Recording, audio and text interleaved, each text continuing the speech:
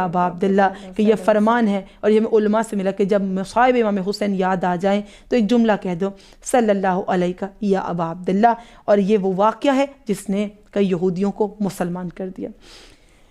اب عروج بھی ایک بہترین واقعہ رکھتی ہیں جو کہ دل کو بالکل تر و تازہ کر دینے والا، روح کو ہلا دینے والا واقعہ ہے۔ سیدہ کا ہی ایک معجزہ جو ایک لوہار کا اور ایک سیدزادی کا واقعہ ہے جو آپ سب کو بے حد انسپائر کرے گا۔ اس کا آغاز کرتے ہیں درود کے ساتھ، اللہم صلی علی محمد و آل محمد و عجل فرجہم اجمعین۔ جی عروج۔ تو واقعہ جو ایک بہت ہی ایک دل دہلا دینے والا اور ایک سبق آمیز، اور وہ تمام مومنین و مومنات بہن بھائی، اور میں اور انم اکثر اپنے پریویس پروگرامز میں بھی آپ کو بتا چکے ہیں، کبھی آپ سے کوئی گناہ سرزد ہوا، کوئی خطا ہوئی ہو تو آپ نے ان لوگوں میں سے نہیں بننا ہے کہ ہماری نماز پڑھنے کا فائدہ نہیں ہے، ہمیں تو معافی طلب کرنے کا فائدہ نہیں ہے۔ کیوں فائدہ نہیں ہے؟ کیونکہ ہم ہمیشہ آپ کو یہ یاد دلاتے رہتے ہیں کہ آپ کے پروردگار عالم نے توبہ کے دروازے آپ کے لیے کھلے رکھے ہیں، اور جب کہ آپ کے پاس محمد و اہل بیت محمد صلی اللہ علیہ وآلہ وسلم کا وسیلہ، ان کا واسطہ، ان کا توسل موجود ہے، تو کیوں کر آپ کی جو ہے معافی کو ٹھکرا دیا جائے گا، کیوں کر آپ کی دعاؤں کو رد کیا جائے گا؟ آپ کے لیے ہمیشہ توبہ کے دروازے کھلے ہیں۔ آپ جب انشاءاللہ یہ واقعہ آپ سنیں گے تو آپ کے ایمان تر و تازہ ہوں گے، اور آپ کا عقیدہ اور مضبوط ہوگا کہ جتنے بھی آپ خطا کار یا گناہ گار ہیں، آپ کی معافی بے شک جناب سیدہ کی مہر کے ساتھ پروردگار عالم کی بارگاہ میں پیش کی جائے گی، اور اس پہ قبولیت کی مہر بھی لگے گی، اور آپ کو انشاءاللہ جنت بھی نصیب ہوگی انشاءاللہ سیدہ کے توسط سے، ان کے واسطہ سے۔ اب یہ جو واقعہ میں پیش کرنے جا رہی ہوں، یہ صاحب مفاتح الجنان شیخ عباس قمی نے خود تحریر کیا ہے اپنی کتاب بیت الاحزان میں، اور بیت الاحزان کا نام آپ کو تمام تر واقعہ، اس کی مقصد کیا ہے، اس کا مطلب کیا ہے، اور یہ کیوں ضروری تھا، یہ بتا چکی ہیں۔ لیکن فی الحال بیت الاحزان ایک کتاب کا نام ہے جو کہ شیخ عباس قمی، جو کہ صاحب مفاتح الجنان ہے، جنہوں نے مفاتح الجنان بھی تحریر کی، لکھی، یہ ان کی ایک اور بک ہے جو کہ انہوں نے جناب سیدۃ نساء العالمین کی تعریف میں لکھی، اور انہوں نے اس کی ایک وجہ بیان کی کہ میرے لیے کیوں ضروری تھا کہ میں بی بی کی تعریف میں یہ کتاب کو جو ہے وہ لکھتا۔ تو اب واقعہ کچھ اس طرح سے ہے کہ شیخ عباس قمی جو ہے وہ محو سفر تھے، وہ ایک خاص علاقہ کی طرف، ایک سفر میں خاص مقام کی طرف جو ہے وہ جا رہے تھے، تو ایک گلی سے، ایک قریے سے ان کا گزر ہوا، اور اس میں یہ کیا دیکھتے ہیں کہ ایک لوہار ہے جو کہ لوہے کی چھڑیاں اور درانتیاں وغیرہ بناتا ہے۔ یہ محو سفر تھے۔ اس سفر کے دوران ایک قریے میں، ایک گلی میں، ایک کوچے میں ان کو ایک لوہار کی جو ہے دکان یا کارخانہ نظر آیا، جہاں پر وہ لوہے کی چھڑیاں اور درانتیاں اور اس طرح کا جو ہے سامان بنایا کرتا تھا۔ تو انہوں نے سوچا کہ کیونکہ میں سفر میں ہوں تو ہو سکتا ہے کہ سفر میں کسی چھری یا چاقو کی ضرورت پڑے، تو میں اپنے لیے بھی کوئی نہ کوئی چھری یا چاقو اس سے خرید لیتا ہوں یا بنوا لیتا ہوں۔ تو وہ ان کے پاس بیٹھ گئے اور دیکھا کہ وہ لوہار اپنا کام کرتا جا رہا ہے، اور یہ اس کو دیکھنے لگے کہ یہ کام کس طرح سے کرتا ہے۔ لیکن شیخ عباس قمی جو کہ اس وقت اس کے پاس بیٹھے تھے اور یہ تحریر کرتے ہیں کہ ایک عجیب چیز میں نے دیکھی کہ جب وہ اس لوہے کو، جس سے چھریاں اور باقی سامان بنایا کرتا تھا، وہ کیا دیکھتے ہیں کہ جب وہ اس لوہے کو اس بھٹی میں، آگ کی بھٹی میں ڈالتا ہے اور لوہا بالکل سرخ ہو جاتا ہے، اور تو وہ اس کو جب پکڑتا ہے تو کسی وسیلے سے نہیں پکڑتا۔ ان شارٹ میں اس کو ریپیٹ کرتی ہوں کہ ایک بھٹی آگ کی جل رہی ہے جس میں لوہے کو اندر ڈالا جاتا ہے اور وہ پورا سرخ ایک اورنج اور ریڈ کلر کا ہو جاتا ہے، تو اس کو مارا جاتا ہے، مضبوط کیا جاتا ہے یا کوٹا جاتا ہے۔ تو جب یہ شخص اندر ہاتھ ڈالتا تھا تو اس لوہے کو پکڑنے کے لیے، اس کو مارنے کے لیے کسی وسیلے کا استعمال نہیں کرتا، نہ ہی کسی کپڑے کا، یا کیونکہ وہ تو بہت تپش والا ہوگا، اور کوئی انسانی عقل یہ نئی چیز ایکسیپٹ کرتی کہ آپ اس کو ٹچ کر سکیں وداؤٹ اینی کوئی بھی سورس آپ نے کور کیا ہو۔ اگر آپ اس کو کسی ہیومن سکن پر یا اس طرح اپنے بازو یا ہاتھ پر رکھیں گے تو وہ تو کراس کر جائے گا، وہ اس قدر تپش ہوتی ہے، اس میں اس قدر گرم ہوتا ہے۔ تو ان کو یہ عجیب حیرت میں مبتلا کر دیا اس چیز نے کہ یہ کسی وسیلے کا استعمال نہیں کرتا۔ اب شیخ عباس قمی نے اس سے ایک سوال کیا کہ وہ ان کو جواب دے کہ یہ کس طرح سے ممکن ہے کہ ہاتھ بھی اندر ڈالتے ہو اس بھٹی کے اندر اور اس کو پکڑ بھی لیتے ہو، لیکن یہ کس طرح پاسبل ہے، یہ ممکن کیسے ہے کہ مجھے اس کا جواب دو۔ لیکن وہ کافی دیر انتظار کرتے رہے، اس شخص نے ان کو کوئی جواب نہیں دیا۔ تو اس شخص نے پہلی دفعہ میں تو یہ کہا کہ آج تک میری جتنی بھی زندگی ہے میں نے اس بات کا جواب کسی شخص کو نہیں دیا، نہ میں دیا کرتا ہوں، تو آپ بھی جتنا بھی پوچھ لیں میں اس بات کا جواب آپ کو نہیں دے سکتا۔ اب یہاں تک کہ وہ بیٹھے رہے اس شخص کے پاس اور انتظار کرتے رہے اور کہا کہ میں تمہارا کارخانہ یا تمہاری دکان تب تک نہیں چھوڑوں گا جب تک تم مجھے اس بات کا یا اس راز کے بارے میں نہیں بتا دے کہ تمہارا یہ ہاتھ کس طرح سے محفوظ رہتا ہے یا تم بھٹی میں ڈالنے کے بعد بھی کس طرح سے اس آگ سے محفوظ رہتے ہو۔ جب بہت مجبور کیا انہوں نے تو اس شخص نے کہا کہ میری زندگی میں یہ راز کسی کو مت بتانا، کیونکہ یہ بہت اصرار کر رہے تھے اور بارہا یہ کہہ رہے تھے کہ میں تمہاری دکان چھوڑ کر نہیں جاؤں گا، میری کارخانہ چھوڑ کر نہیں جاؤں گا جب تک کہ میرے سوال کا جواب مجھے نہیں ملتا۔ اب اس شخص نے ایک وعدہ لیا کہ جب تک کہ میری زندگی ہے آپ یہ راز کسی کو نہیں بتائیں گے۔ اب یہ راز کیا تھا کہ اب اس نے اپنا پرانا واقعہ بیان کیا اسی لوہار نے، اور یہ کہنے لگا کہ میں اپنے اسی کارخانہ میں کئی روز سے اسی طرح سے کام کر رہا تھا جیسا کہ میں آج کام کر رہا ہوں۔ اسی اثناء میں گرمیوں کی ایک دوپہر میں ایک خاتون میرے کارخانہ میں یا میری اس دکان میں میرے پاس آئی اور اس نے مجھ سے مدد طلب کی۔ اب آپ اور ہم سوچیں گے کہ خاتون کو کیا ضرورت تھی کہ ایک مرد کی دکان میں جائے اور اس سے مدد طلب کرے۔ اب وہ اس کی دکان میں آئی کیوں تھی؟ کیونکہ اس خاتون کے گھر میں فاقے تھے، اس کی اولاد، اس کے بچے بھوکے تھے اور یہ ایک بیوہ جو ہے خاتون تھی۔ اس نے یہ تمام تر واقعہ بیان کیا اس شخص سے، لوہار سے، کہ بھئی میرے بچے جو ہیں وہ بھوک سے مرے جا رہے ہیں اور میں ایک بیوہ خاتون ہوں، میرے شوہر کا انتقال ہو چکا ہے اور میرے گھر میں کھانے کو کچھ نہیں ہے۔ اب جب اس نے مدد دریافت کی تو یہ لوہار کہتا ہے کہ جب میری اس خاتون کے چہرے پر نظر پڑی تو میرے دل میں گناہ کی خواہش پیدا ہوئی۔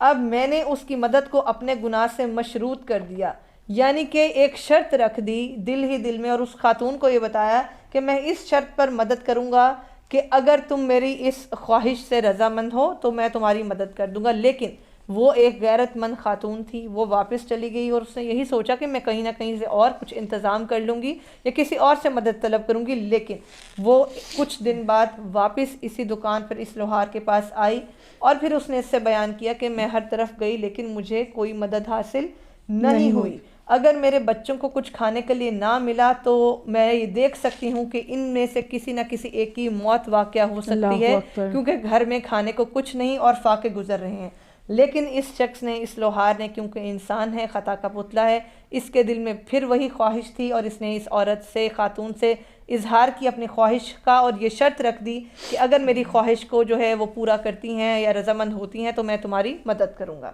اس خاتون نے دوسری مرتبہ جب یہ خواہش سنی تو ایک جملہ کہا کہ جو اس نے پہلی مرتبہ نہیں کہا تھا لیکن مجبور ہو کر کہا کہ کیا تم مجھے جانتے ہو؟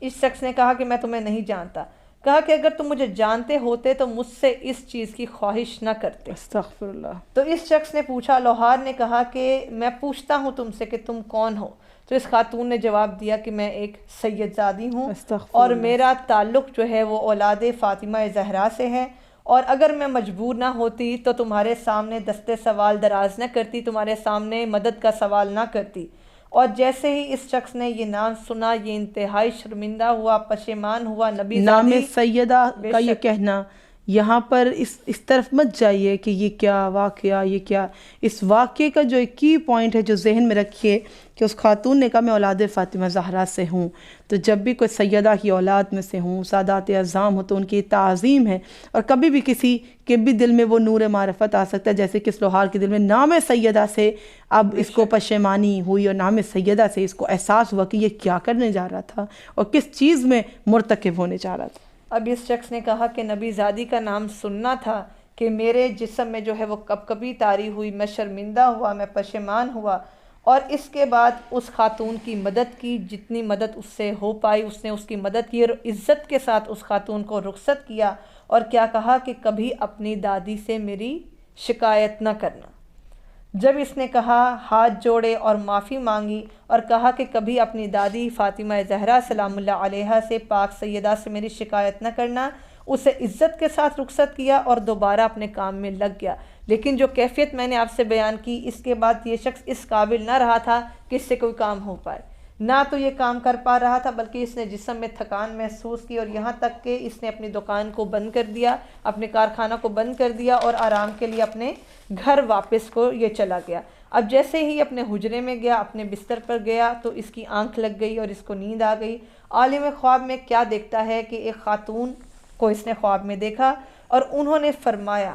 اس خاتون نے فرمایا کہ میں نبی کی بیٹی جناب اللہم صلی علی محمد وآل محمد وعجل فرجہم اجمعین، میں نبی کی بیٹی فاطمہ زہرا سلام اللہ علیہا ہوں، آج تو نے میرے نام کا حیا کیا۔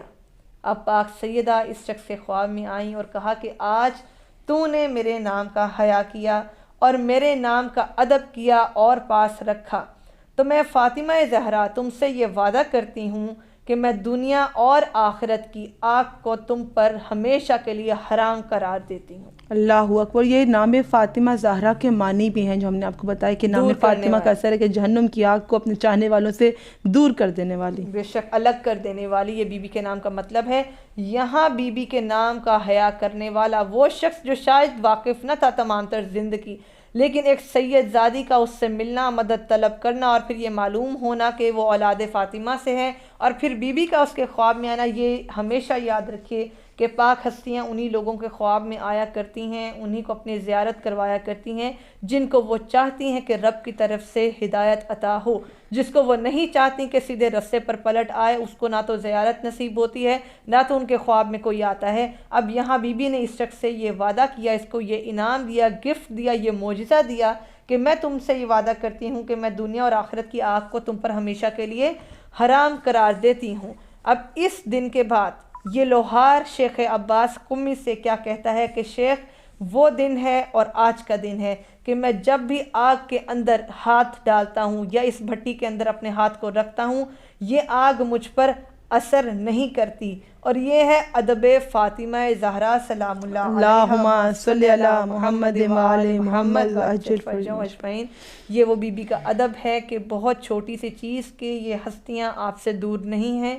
اگر آپ دل سے سچے دل سے ان کو پکاریں گے، صدقے دل سے اپنے لیے ان کے واسطے سے اپنے لیے معافی طلب کریں گے، تو انشاءاللہ آپ کی معافی تو رب کی بارگاہ میں قبول ہوگی سو ہوگی۔ آپ کو معجزے سے بھی نوازا جا سکتا ہے، آپ کو علم سے بھی نوازا جا سکتا ہے، آپ کو ترقی سے بھی نوازا جا سکتا ہے۔ یہ کبھی مت سوچیے کہ آپ کے لیے توبہ کے دروازے بند ہو گئے ہیں۔ بالکل سبحان اللہ۔ یہ نام فاطمہ زہرا صلوات اللہ السلام علیہ کا معجزہ ہے، وہ حیا ہے جو کوئی بھی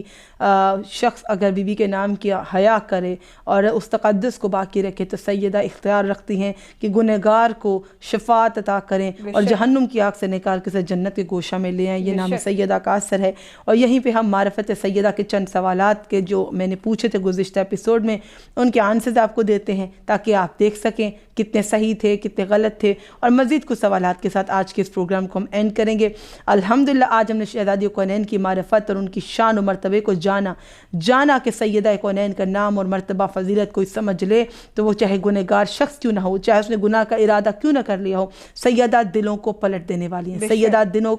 کو منقلب کر دینے والی ہیں، زندگیوں کو ٹرانسفارم کر دینے والی ہیں۔ جناب سیدہ کی یہ ایام فاطمیہ آپ نہیں جانتے کہ اگر رزق کم ہے تو سیدہ کے وسیلے سے زیادہ ہو سکتا ہے، بیمار ہے تو سیدہ خدا کی بارگاہ میں سب سے بڑا وسیلہ ہے، شفا پا سکتا ہے، آپ کے والدین کو طول عمر عطا ہو سکتی ہے، بچوں کو امتحانات میں کامیابی عطا ہو سکتی ہے۔ Transformational days of your life are just here ایام فاطمیہ۔ You can just take an oath کہ جناب سیدہ یہ وعدہ کرتے ہیں کہ آج سے زندگی میں یہ برائی نہ کریں گے، ایک گناہ کو سکپ کرنا شہزادی کو ہدیہ کر دیں، اگر ایک گناہ کو سکپ کرنا بی بی کو ہدیہ کر دیں تو بی بی پروردگار کی بارگاہ میں ہمارے لیے بہترین وسیلہ ہے، اور شہزادی کونین سے ہماری یہ دعا ہے کہ بی بی ہمیں جلد کربلا مولا کی زیارت نصیب فرمائے۔ گزشتہ ایپیسوڈ میں کوسچن یہ کیا تھا کہ کتنے یہودی تھے کہ جو جناب سیدہ کی چادر کے معجزے سے مسلمان ہو گئے، تو 80 یہودی تھے۔ آپ جو نہیں جانتے وہ بھی یاد رکھ لیں، 80 یہودی تھے۔ اس کے علاوہ بھی آپ سے سوال کیا تھا کہ بیت الاحزان کے بنانے کا مقصد کیا تھا، اور اسی سے کنیکٹڈ سوال تھا کہ بیت الاحزان ہے کیا، بیت الحزن یا بیت الاحزان۔ یہ وہ مقام ہے جو مولا مشکل کشا امام علی علیہ السلام اللہم صلی علی محمد وآل محمد وعجل فرجہم اجمعین نے اپنی زوجہ جناب سیدہ کے لیے بنوایا تھا مدینے سے باہر، کیونکہ مدینے کے لوگ بی بی کے رسول خدا پہ اتنا گریا کرتی تھی، اتنا بابا کو یاد کر کے رویا کرتی تھی، ان پہ جو مصائب و علام گزرے، جناب سیدہ کی پسلیاں ٹوٹ گئیں، اپنے بابا کے بعد 75 دن کچھ روایت کے مطابق یہ 95 یا 75 ڈیز تک حیات رہیں، تو روتی تھی، گریا کرتی تھی۔ اولاد جب مصیبت میں ہو تو رو رو کے ماں باپ کو ہی یاد کیا کرتی ہے، تو مولا کائنات کو جب کچھ لوگوں نے کہا علی آپ کی زوجہ اتنا گریا کرتی ہیں، ہم بے چین ہو جاتے ہیں،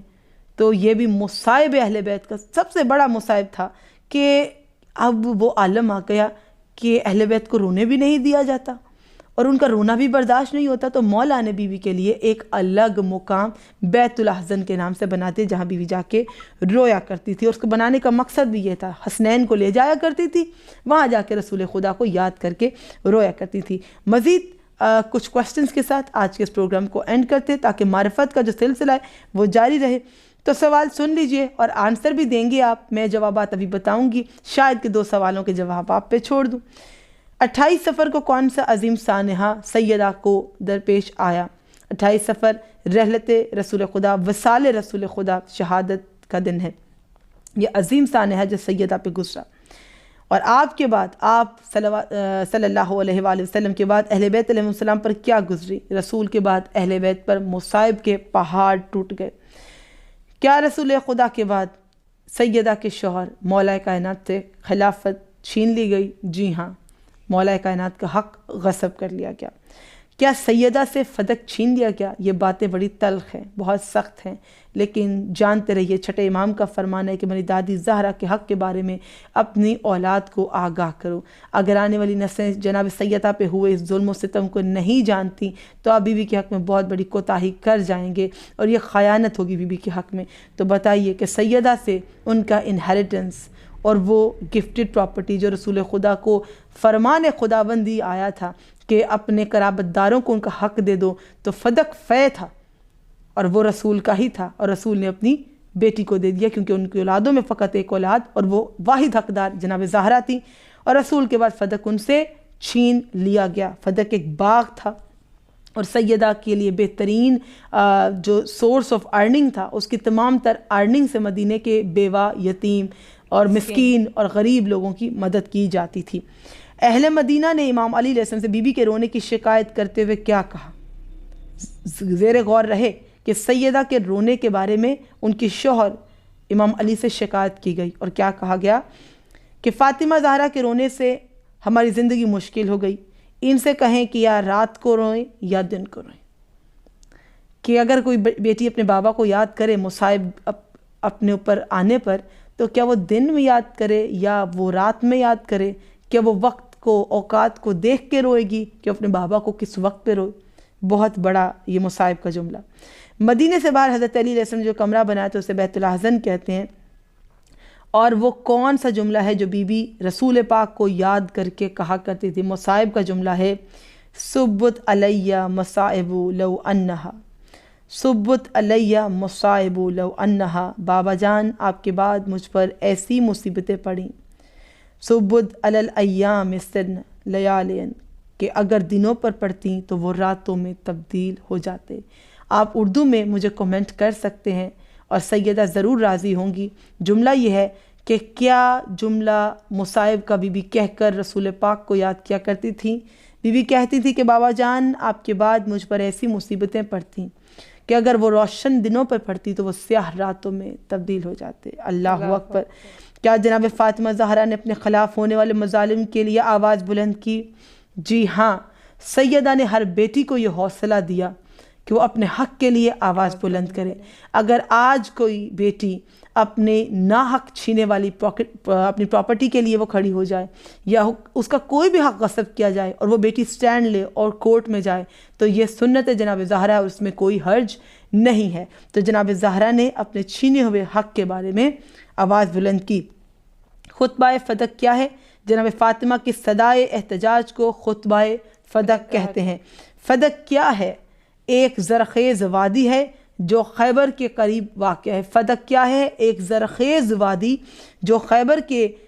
قریب واقع ہے۔ غاصبین فدق و خلافت کو جناب سیدہ نے کیا بد دعا دی؟ بہت اہم سوال، کہ بالکل جناب سیدہ نے اپنا حق چھینے جانے والوں کو، ان کا حق غصب کرنے والوں کو بد دعا دی تھی۔ اور کیا بد دعا دی تھی؟ بی بی نے یہ کہا کہ آپ فدق اور خلافت کو خوب مضبوطی سے پکڑے رکھو،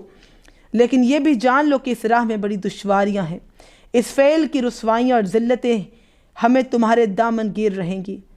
خدا اپنا غیظ و غضب زیادہ کرے گا، اس کی سزا جہنم ہوگی۔ سب سے دردناک جملہ یہ آپ کے لیے سوال ہے، خطبہ فدق جو مسجد نبوی میں شہزادی کونین نے دیا، اس کا سب سے دردناک جملہ کیا ہے؟ I'm repeating the question. خطبہ فدق کا سب سے مصائب بھرا جملہ، سب سے درد بھرا جملہ کیا ہے جو شہزادی نے پیغمبر کی مسجد میں آ کر کہا؟ صدیقہ شہیدہ ہیں اور مصائب کا سب سے بڑا جملہ بی بی نے کہا، خدا کی قسم میں جھوٹ نہیں بولتی۔ بی بی نے کہا خدا کی قسم میں جھوٹ نہیں بولتی۔ اور پھر سوال یہ، حضرت بلال رضی اللہ تعالیٰ عنہ نے کس کی خواہش پر دوبارہ اذان دینا شروع کی؟ حضرت بلال نے کس ہستی کی خواہش پر دوبارہ اذان دینا شروع کی؟ پیغمبر کے زمانے کی اذان، حضرت بلال کی اذان دینے کے لیے جناب سیدہ نے پیغام بھیجا، فاطمہ زہرا کی صدا پر بی بی کی صدا پر بی بی کے پیغام پر حضرت بلال نے دوبارہ اذان دی۔ لاسٹ کوسچن یہ کہ لوگوں نے حضرت بلال کو اذان دینے سے کیوں روکا؟ مصائب کا جملہ ہے، یاد رکھیے کہ لوگوں نے حضرت بلال رضی اللہ تعالیٰ عنہ کو کیوں اذان دینے سے روکا؟ کیونکہ جب بلال نے کہا اشہد ان محمد رسول اللہ تو جناب زہرا یہ سن کر بے ہوش ہو کر گر گئیں۔ جب حضرت بلال نے کہا اشہد ان محمد رسول اللہ تو سیدہ بے ہوش ہو کر گر پڑیں۔ انا للہ و انا الیہ راجعون۔ ہم یہ مصائب، یہ تمام تر مصائب کے جملے زمانے کے امام کو پرسہ کے طور پر پیش کرتے ہیں اور تمام عزاداران جناب زہرا کو، اور آج جناب فاطمہ زہرا کا پرسہ کربلا میں سید الشہداء باب الحوائج الفض کو، سیدہ کا پرسہ زمانے کے امام کو، ان کے بابا رسول خدا کو، اور شہزادیوں کو پرسہ بی بی کا، ہم سب کی جانب سے، آپ کی جانب سے کہ حضرت زہرا اس پرسہ کو اپنی بارگاہ میں قبول و منظور فرمائیں۔ کہ ہم نے فضائل شروع کیا تھا لیکن مصائب میں بدل گیا، کہ پروردگار کبھی کسی بیٹی پر یہ وقت نہ لائے۔ اور صدیقہ شہیدہ جناب زہرا کے ہم نے آپ کو بہت سے لقب بتائے، ہم نے فضائل پیش کیے، لیکن اب ہم مصائب کی منزل پہ، اور آئندہ دو جو مجالس ہوں گی وہ پروگرامز نہیں، دو مجالس ہوں گی شہادت فاطمہ زہرا کے سلسلے میں، صدیقہ کبریٰ، صدیقہ شہیدہ میں نے کہا اور عروج نے ہم نے آپ کے سامنے پیش کیا، زہرا، خورہ، انسیہ، فاطمہ، کیا کیا لقب، رازیہ، مرضیہ، محدثہ۔ لیکن اب آپ کو آنے والی دو مجالس میں دو اور القاب سے معرفت حاصل کرنی ہوگی کہ مظلومہ، مغضوبہ، مقہورہ، کہ جس کے گھر میں بغیر اجازت کے کئی لوگ داخل ہو جائیں، اس کے حق کو غصب کیا جائے۔ رسول خدا نے بی بی کا ہاتھ جس ہاتھ میں دیا وہ فاتح خیبر کا ہاتھ تھا، اور بی بی نے ہمیں بتایا کہ اپنے شوہر کو کس حد تک ڈیفینڈ کرنا، نہ صرف شوہر زمانے کا امام، مولا مشکل کشا زمانے کے امام ہے، تو امام علی علیہ السلام کی ولایت کے لیے جب جناب زہرا کا پہلو شکستہ تھا تو مدینہ کے دروازے پر جا کر کہتی تھی کہ اے لوگو تم کیا میرے شوہر کا حق بھول گئے؟ کہ رسول خدا نے کہا کہ علی میرے بعد تم پر سب سے زیادہ حق رکھتے ہیں، اور ان کو غدیر کو یاد دلایا۔ انشاءاللہ آنے والی عزاداری ہوگی، آپ کے ساتھ مجلس ہوگی جس میں بی بی کی شہادت اور بی بی کی وصیت مولا مشکل کشا کا مرثیہ جو قبر زہرا پہ حیدر کرار نے کہا اپنی زوجہ کی شہادت پر، وہ آپ سے ضرور انشاءاللہ تعالیٰ پیش کریں گے، مولا کو پرسہ دیں گے۔ حضرت زہرا ہمارا اور آپ کا پرسہ اپنی بارگاہ میں قبول و منظور فرمائے، اور ہم سب کو جل مقامات مقدسہ کی زیارت نصیب فرمائے۔ وہ جس کے بابا رحمت للعالمین ہیں، وہ جن کے شوہر امیر المومنین ہیں، باب العلم ہیں، فاتح خیبر ہیں، وہ جن کے بچے جوانان جنت کے سردار ہیں، وہ جو کہ خود خاتون جنت ہیں، ان کی قبر پر اندھیرا ہے۔ مسلمانوں کا دور ہے اور بنت پیغمبر کی قبر پہ کوئی چراغ نہیں ہے، اس سے بڑا جملہ میں نہیں کہہ سکتی۔